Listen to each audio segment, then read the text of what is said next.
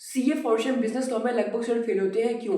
आज इस वीडियो में तुम्हें यही बताने जा रहा हूँ। बेसिकली स्टूडेंट क्या गलती करके आता है, वो कहता है कि भैया मैंने सब कुछ तैयार कर लिया है, मैंने सब कुछ रिवाइज कर लिया है, वो तब पर भी फेल हो जाता है। और बताता हूँ मैं अब वो क्यों फेल होता है।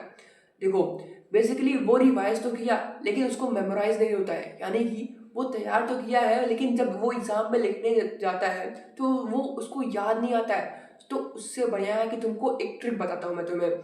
यानी कि तुम एक अपने दोस्त को पकड़ो, उसको कॉल पे लो, कहो कि आज तुम कंपनीज एक्ट तैयार करके आना और मैं भी कंपनीज एक्ट तैयार करके आता हूँ।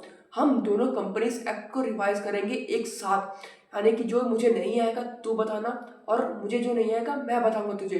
यानी कि तुम अगर ऐसे तैयार करते हो ना, तुम्हें हरदम याद रहेगा और ये लॉन्ग टाइम के लिए याद रहेगा।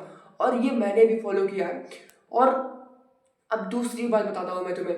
अगर तुम्हारे पास दोस्त उपकरण नहीं है, यानी कि तुम्हारा दोस्त फाउंडेशन या नहीं दे रहा है या फिर सीए नहीं दे रहा है, तो तुम क्या काम करना है, यानी कि आईने के सामने चले जाना है, यानी कि शीशे के सामने चले जाना है या फिर आईना के सामने चले जाना है। तो तुम उसके सामने खड़े होकर के अपना कोई भी लॉ, कोई भी प्रोविजन, कोई भी एक्ट तुम वहां पे खड़े होकर के उसके सामने बोलना है।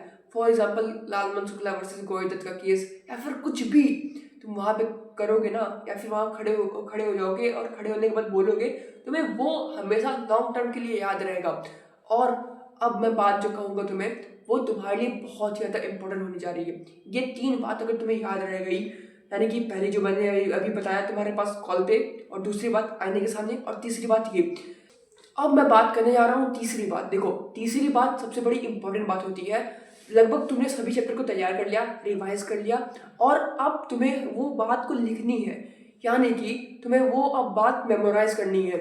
तो बेसिकली लगभग सभी टीचर क्या काम करता है, वो 10 to 15 डेज पहले, एग्जाम के 10 से 15 दिन पहले ही वो राइटिंग प्रैक्टिस शुरू करवाता है। फॉर एग्जाम्पल सीजे सर या फिर गुरप्रीत सर तुम्हें राइटिंग प्रैक्टिस करवाना शुरू कर देते हैं। तो तुम उस चैप्टर को रिवाइज करना, उसके उन सर के साथ बैठ करके उन चैप्टर को रिवाइज करना, या फिर वो आरटीपी, एमटीपी और पीवाईक्यू करवाते हैं। उससे तुम्हारा तीन फायदा हो जाएगा और तीनों तुम्हारा अच्छी तरीके से याद हो जाएगा।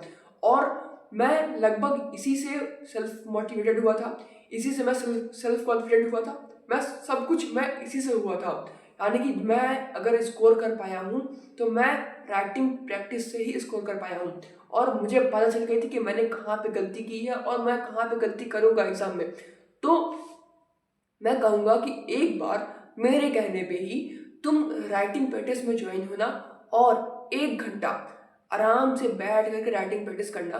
और हाँ, अगर तुम्हें लॉ को पढ़ना है ना, यानी कि लॉ को अभी भी तुम्हें तैयार करना है या फिर रिवीजन करना है, तो तुम 1 घंटे बैठ करके लॉ को, वो भी सुबह, यानी कि सुबह 6 बजे से लेकर के 7 बजे तक, या फिर 7 से 8, तुमको जो भी प्रेफर्ड लगे या फिर तुम्हें जो भी अच्छा लगे, तुम बैठ के तैयार करना।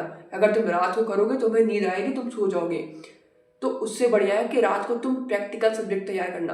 तो ऐसी ही वीडियोस के लिए मुझे फॉलो करना मत भूलना। तो जय हिंद, जय सीए। मिलता हूँ नेक्स्ट वीडियो में, तब तक के लिए bye bye, take care, thank you.